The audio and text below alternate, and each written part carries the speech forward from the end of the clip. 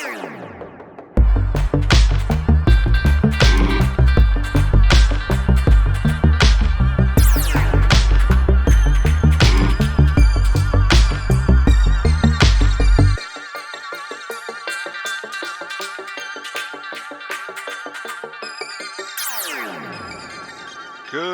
morning, everyone, and welcome to the Crypto Insider channel. I am the Crypto Insider, back with another cryptocurrency video for you today.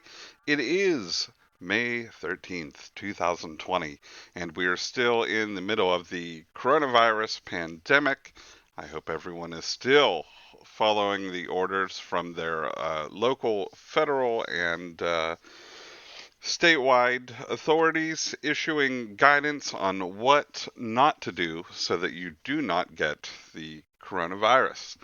In any case, Ziggy the dog is recovering well from his eye surgeries, and you wouldn't even know he had surgery. I certainly don't think he knows he had a surgery. Uh, but anyways, he hates those collars they always give him. He's desperately trying to free himself from the contraption at all times, so I have to keep a close eye on him. Let's jump into the prices today. Before we do that, as always, I'd like to give the standard disclaimer. I am not a certified financial planner, tax accountant, stockbroker, toilet repairman. I'm none of these things. I'm just a guy on the internet making cryptocurrency videos for your entertainment purposes, enjoyment purposes. Before you do any investing, you should contact your own investment professionals. Make sure it fits with your plan. Do your own due diligence, and that way you can't blame me. You can't say, that damn crypto insider, I lost all my money because he likes HBAR. Or, you know, and you also won't be able to say, I only made money because I listened to the crypto insider and he said to buy HBAR if it would skyrocket. So you'd be able to say, I did my own research and that's why I'm wealthy now. Haha. In any case, let's look at the prices here. Livecoinwatch.com. Since our last video, the Bitcoin dominance has pulled back a little bit, but not really enough to speak of, so we won't. Market cap still sitting around that $250 billion mark. A lot of the trading has gone upwards over the past 24 hours, just a little bit. You can see the gains. XRP up 1.46% to break that 20-cent barrier again. So it's at $0.201. So you can still get XRP at 5 for $1, folks. You know, that's good. That's a good price, in my opinion. Bitcoin also breaking that $9,000 mark again.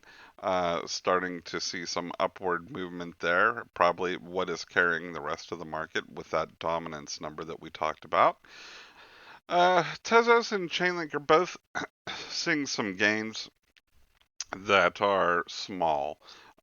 Here's 0.53%. Chainlink, oh well, now it's turned, it's down 0.14%. Most of the gains are coming in the top 10 here. It'll probably turn around though, if the trend continues.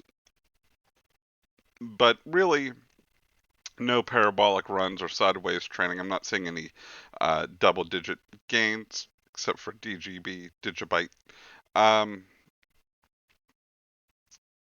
want to look at our HBAR very quickly. Down 0.59%, up 0.6% for the hour. So it's pretty much sideways from where it was the last time we made a video. No parabolic runs yet. We're on the lookout for those, and we'll talk about them as they occur. I would say if you're a hodler, hold steady, and hopefully we will see some price action now that the halvening is completed and is behind us. Let's jump over to the Coinalyze page. We are seeing pretty much green over the past 2 hours. We have a lot of overbots. People are, I guess, buying again. That's what the indicators are saying. So we're on a good trend. Things look good for now. Now, obviously, that can all change in a moment. It is cryptocurrency, of course. We have a few stories to talk about today. Tanya Abrosimova from FX Street. XRP USD Ripple may beef up its mass adoption case with lending services. Now, this is something I want to talk about because when we talk about XRP and the use case of it from Ripple, we're always talking about ODL, on demand liquidity. And that is a great use case. And obviously, it's what Ripple's concentrating on. Um, there are, you can read a lot from Brad Garlinghouse, a lot of his own writings on how he operates or likes to operate. If you go back and read something like the Peanut Butter Manifesto he wrote many years ago, you can see how he likes to run a company. And it's very accessible. It's not really over your head stuff. So if you have the chance, you may want to search out the Peanut Butter Manifesto from Brad Garlinghouse. But I wanted to talk about this article mainly because we only think about that on demand liquidity use case, but there's a lot more. And I think over the next few years, I've said this before on the channel, we're going to see DeFi and lending become the the new ODL, or not that ODL is going to go away, but we're going to see it become the new use case for a lot of cryptocurrencies. There is a lot of area for loans, especially micro loans. That are easily accessible. And when you look at something like Tezos tokenizing real estate assets, um, this is really important because if you say, let's say you live in where I come from, a small sort of area of burned out steel mill towns in the Northeast in Pennsylvania. If housing is still relatively cheap there, depending on where you are, you can go into some towns and you can buy a house for $25,000 still. It's not going to be a great house. It's going to need a lot of upgrades, and it's not going to be in the nicest of areas. But the thing is, if you want to buy a house for $25,000, you're going to have a hard time getting a loan on that. Even if the house is worth $25,000, a lot of big mortgage companies, they don't want to mess with small time loans. And the same goes for personal loans and signature loans and car loans. If you wanted your buddy wants to sell you a car for $2,500, and you go out and try to get a loan on that, um, good luck. I mean, a lot of places are not going to want to touch it. You might have to do a personal loan instead, which they still may do for 2,500. I don't know the rates on them, but that being said, there's a huge area and there's a huge need for these sort of smaller loans that something can take care of without a crushing amount of paperwork. No mortgage company wants to do all the stuff, have all the surveys done, go to the title company. When the fees aren't going to cover the cost of the work that goes into getting the paperwork ready. If you if you want to mortgage a $25,000 house, probably. Um, but the article says Ripple has been growing its global presence due to a large number of advanced fintech projects and payment solutions. However, according to the job listings on Ripple's website, the company is ready to expand into the lending services, which may become the biggest real life use case for the third largest cryptocurrency. While it's not clear if the company plans to use XRP on a cross border basis to provide lending capital, this move can speed up the adoption of the asset, provided that Ripple finds the way to legal and regulatory hurdles. Um, and I just saw something. Gram, the coin Gram, GRAM, is now defunct. Uh, the Telegram, I guess. I didn't really read the story much, but basically regulations crush the cryptocurrency company out of business. Um, but when you get to these bigger companies like Ripple, and when you get to Amazon, let's say something like Amazon or Apple or Microsoft, these companies love regulation, and it sounds counterintuitive, but The reason why is they can afford it. You know, if some group of pencil pushers comes out with some new regulations that they have to follow, great, wonderful. Chances are everyone else is going to have to follow it too, equal application under the law. And these companies know they can afford it and create an environment that helps stave off any sort of competition. You will never be able, in other words, to make another Microsoft or another Amazon or another Apple, because the regulation that exists now that didn't exist when they were coming in would just cripple a startup to the point where it probably wouldn't be financially viable. Um, and I'm thinking we might see something similar to that in cryptocurrency. This is a bit of FUD, this next story, and I wanted to talk about it because it doesn't mean anything.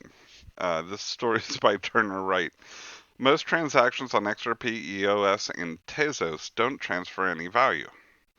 Research has found that the vast majority of transactions on EOS, Tezos, and XRP do not transfer any value.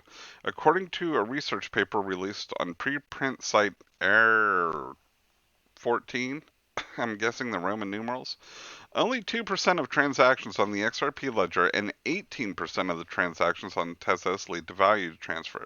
And the biggest thing we have to ask ourselves when we get to this period that sits behind transfers at the end of the sentence is, so what? What does it matter?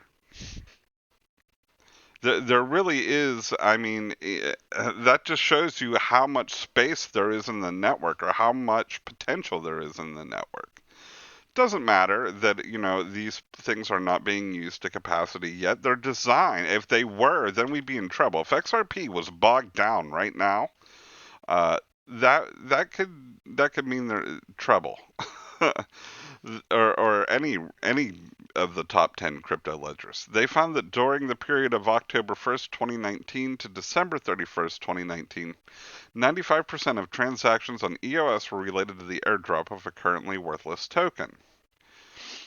18 accounts made 50% of all XRP transactions. Now, if this is by volume, that makes sense. I mean, it's going to be the accounts of the major exchanges, the Bitso, Coinbase, Binance. It's going to be those accounts that are doing the most transactions by volume. They essentially found the blockchains were able to cope with plenty of transactions, but they currently weren't being used for particularly useful things. Our analysis reveals that only a small fraction of the transactions are used for value transfer purposes, and only 2% of transactions on the XRP ledger lead to value transfers. Ripple's chief technology officer, David Schwartz, said spam was simply evidence of the ledger's speed, affordability, and capability. Exactly. If they can afford to send however many million spam transactions at such a low cost, that's fundamentally good news for the ledger. Transactions are so fast and cheap, and the ledger has so much capacity, little incentive not to submit near zero value transactions, he said. The majority of transactions were harmless bots fighting for position in the order books, he said. Raising the price of transactions would solve the issue of spam at the cost of discouraging worthwhile transactions.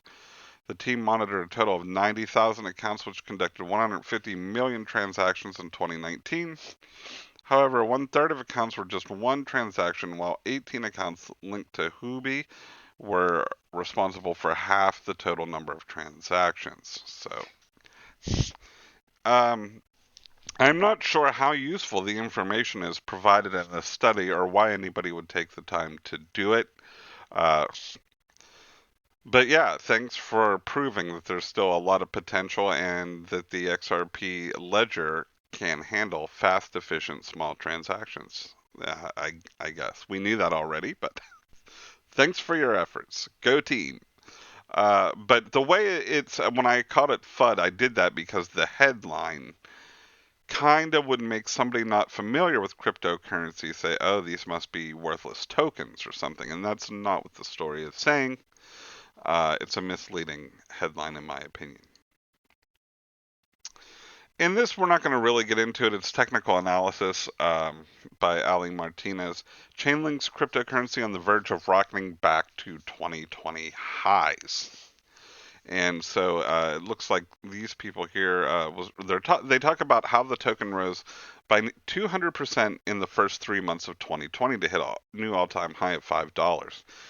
And then they talk about the COVID crash and how it's coming back, but they think it's poised to come back, to possibly break that high. I have said before on the channel, one of my very few predictions in all of cryptocurrency is that I believe Chainlink will break that $5 mark, that all-time high again. It's just there's a lot of demand for the coin, so I think we'll see the transactions push it up above that. When? I don't know.